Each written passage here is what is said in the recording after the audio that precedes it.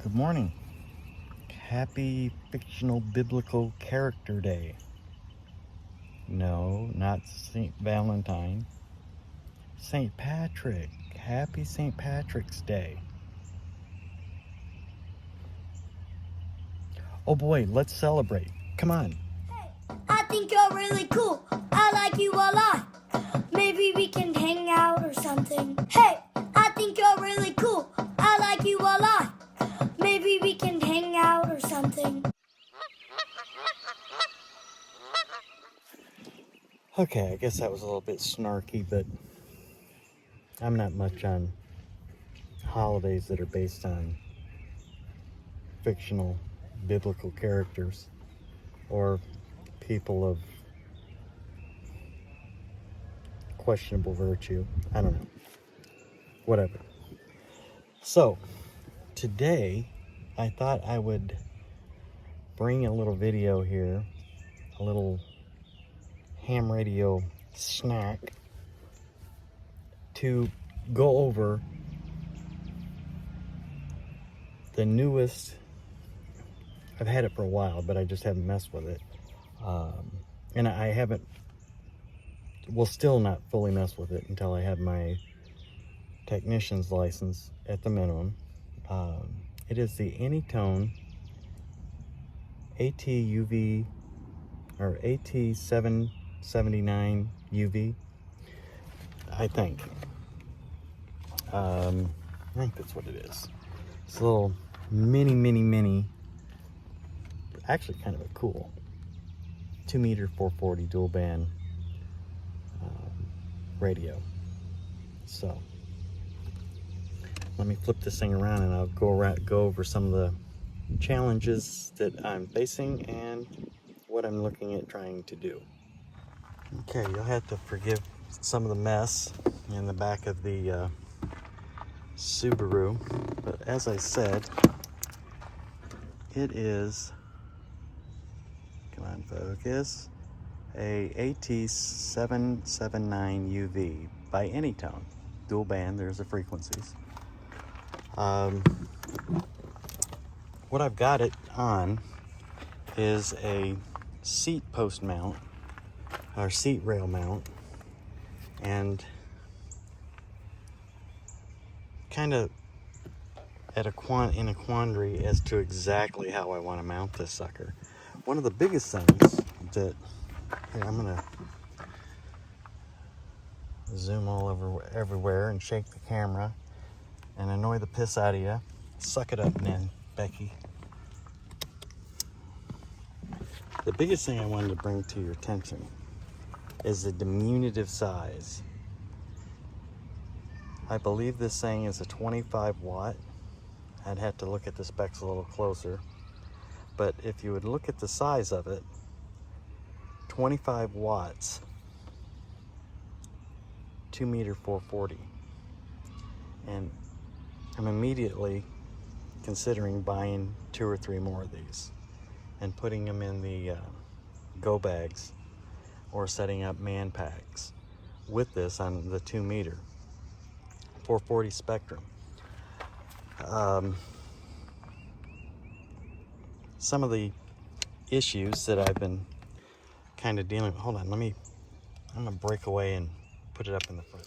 Okay, so this is kind of a mock-up of where I'm thinking of mounting it. There's a hex head nut or bolt, seat bolt, down under the front seat here. And I'm thinking with this mount here, I'm able to still reach all the controls behind where it would be setting. I can still reach the shifter. I mean, if there's a manual, I could understand there being some concern, but it's not. So that's one possible location. One of the other locations I thought of putting it is up there on the other side, pointing up this way. Let me see if I can do it without beating the crap out of the interior. Something very similar to, say, this. But obviously more this way. I'm really kind of undecided.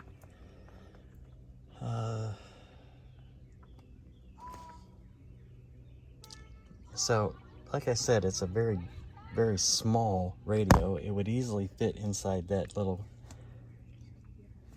compartment there, but I don't want it taking up that compartment.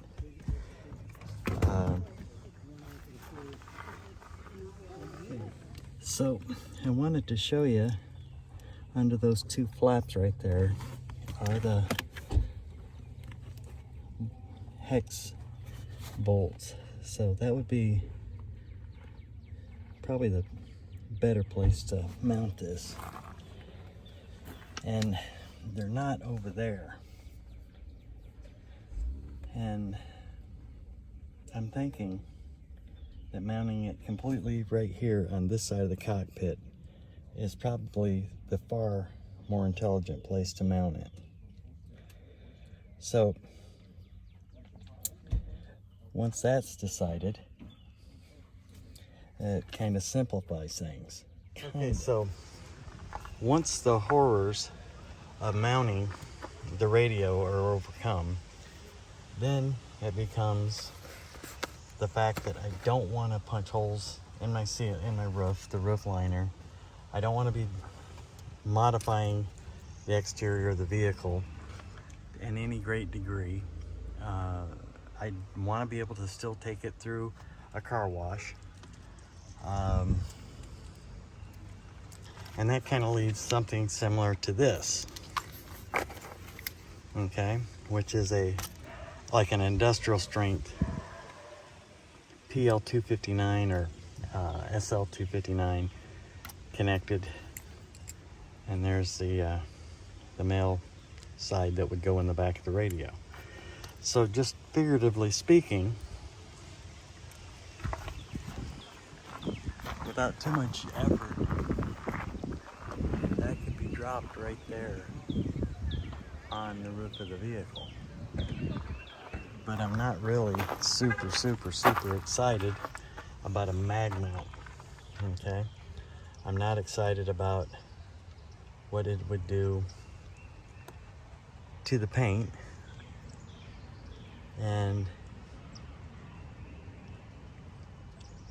just its all-around effectiveness. So, one of the things that we know that in studying basic signal formation is that if the vehicle's body is used as a ground plane, the signal is going to be at the opposite end of the vehicle, okay? Just using the body as a metal ground plane. And then that would require that I would take it off and on the vehicle, going through car washes, etc., which, I mean, they make caps, they'll screw on here, so the antenna could be taken off. Now this is just a figurative, you know, this is not a fix for this, and this was just a perhaps type of idea, using this as a ground plane. It's actually two of them screwed together, but I just didn't want to lose that second piece. Hold on, let me put this together. Okay, so that's sort of what it would look like. Obviously, it would be a cut to length, made for the purpose, 2-meter 440, either the a full wave, quarter wave, 5/8 wave, something, antenna to take advantage of the ground plane and still be removable, okay? That's one thought. Let me pause this again, sorry. So one of the other options would be to use either one of these or something very much like that, okay? You would put it on in the track of the, or on the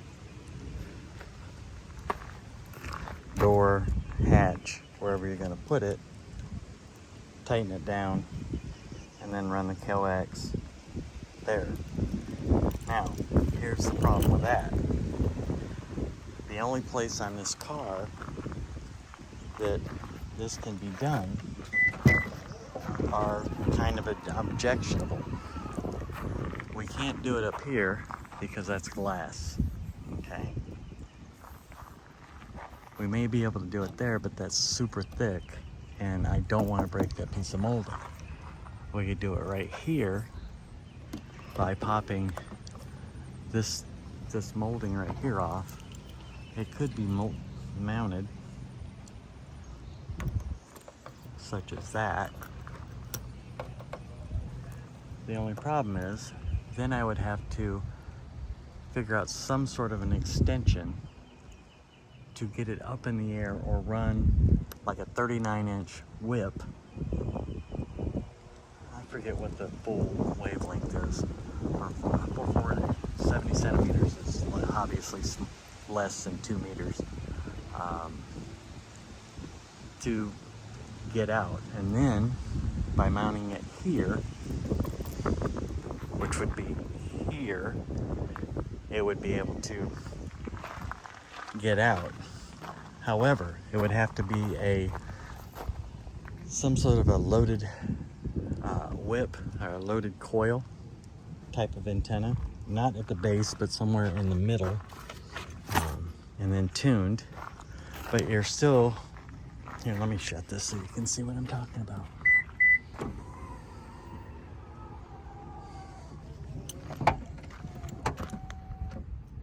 It would be something like this.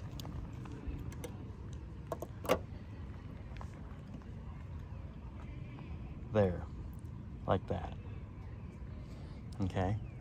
And then the antenna would have to go quite a bit up in the air to clear the roof line.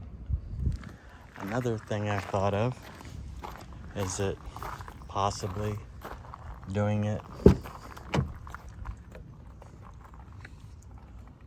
maybe on the side here. However, I don't want it on this molding here. Sorry. And I don't want it on the molding here, which would leave it to have to be on the body, like here. Okay? Not optimal, because you'd be hitting it constantly. Possibly here. However, when you open the door goes inside. So that means that it would have to be mounted here. And what I'm afraid of is that eventually, well, I guess it would clear. I don't know. I just have a real negative opinion of there. You know, maybe up here. So, I mean, if I was gonna put anything right there, like so, I think I'd rather have like auxiliary lights. And that led me to think, well, I could just mount it up here, like so, and obviously rotate it so that and then have the antenna just right there. Not entirely out of the question, but at the same time it really is. And if I was going to put something there, again, it would probably be like additional lighting, or, you know, forward spots. And then over here, if I did it, it would be ditch washers. Say that real quick. You know, floodlights coming out the side of the vehicle.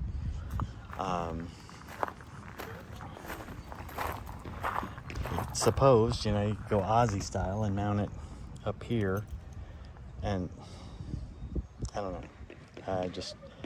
it's kind of giving me heartburn just thinking about it. I mean, it would be like that, except for the mount would be there. I just have to rotate it.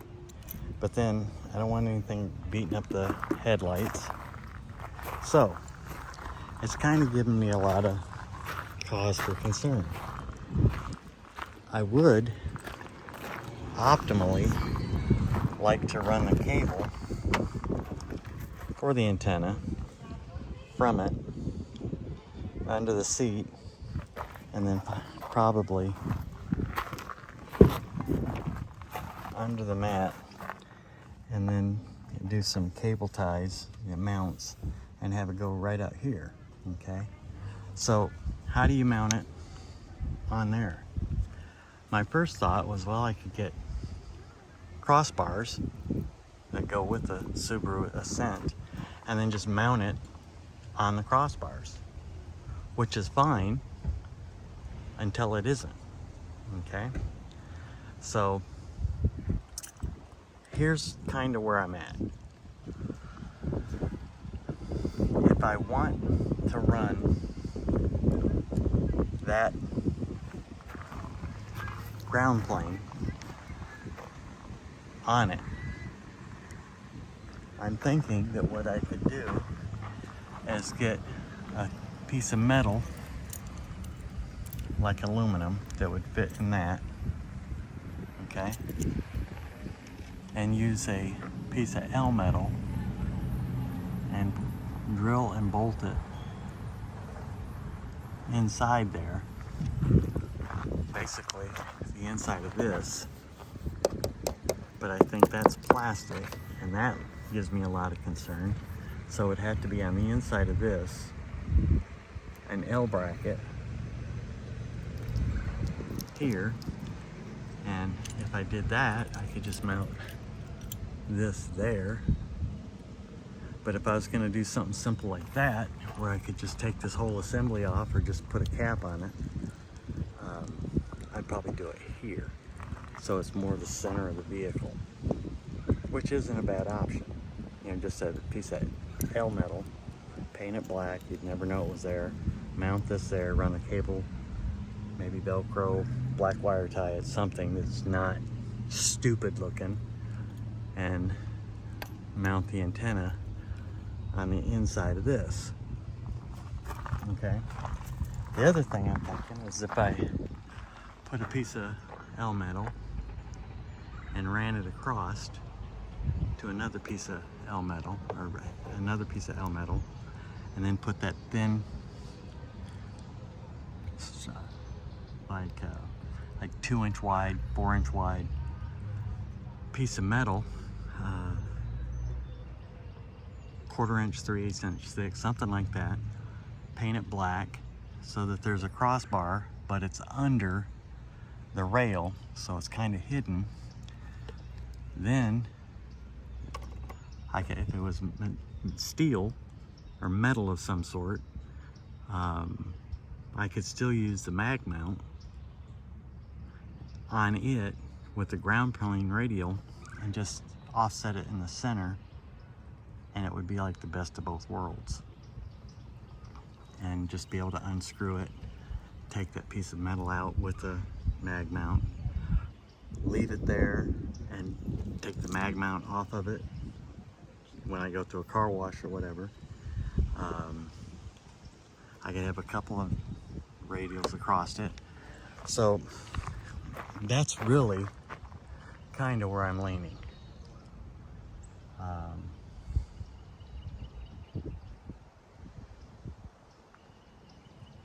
And of course, you know, this is all completely irrelevant if I don't have my ham radio operator's license. However, that radio in one of the setup modes, menus, by hitting a couple of the channels, or a couple of the buttons and powering it on, you can get it into setup mode and unlock it, and you can program GMRS. Now I do have my GMRS license, whoopee, and I could mount it and still use it as a GMRS radio, but yeah, and that's all well and good,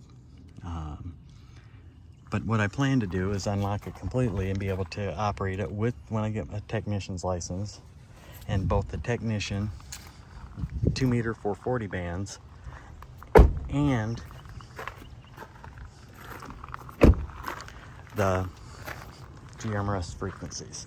And I know, there's all you guys, you can program the thing to be lower output wattage on it, GMRS bands, and is it type approved for GMRS frequencies? I know, but this is all in regards to shit hits the fan, bug out, low observability. I mean, I don't really want everybody and their brother to know that I'm got some sort of communication equipment in the vehicle, because you become a target, either for Karens, or if the crap really hits the fan, you know, our favorite foe, you know, the federal government. Who knows? So just quiet communication, quiet preparedness, quiet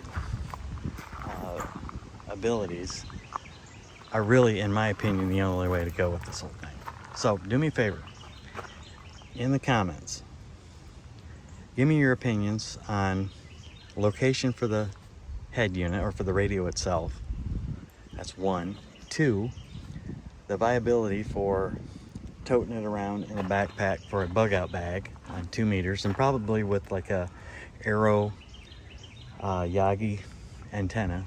They've got one that's 442 meters, and handheld for directional communication, which would hugely improve the reach on this little radio, which is a huge increase over a handheld handy talkie type radio. So that mounting location for that in the vehicle, I think on the driver's side on those bolts would probably be optimum. Viability for as a man-pack radio, bug out radio. Location to mount the antenna. And if any of you have a preferred antenna that you have some experience with for 2-meter and 440, I mean, I can change the mount to be like a BNC, you know, just put a BNC adapter on here, so it could be a BNC antenna. I think I'd rather stay with that type on the external part, but give me some input. As always, I thank you for your time, your patience, and, you know, all 2 of you that watch my stuff, for continuing to watch my stuff. As always, have a great day. Be good to yourself, be good to other people, and maybe we can keep the country out of the ditches, but I'm getting kind of concerned. Peace out.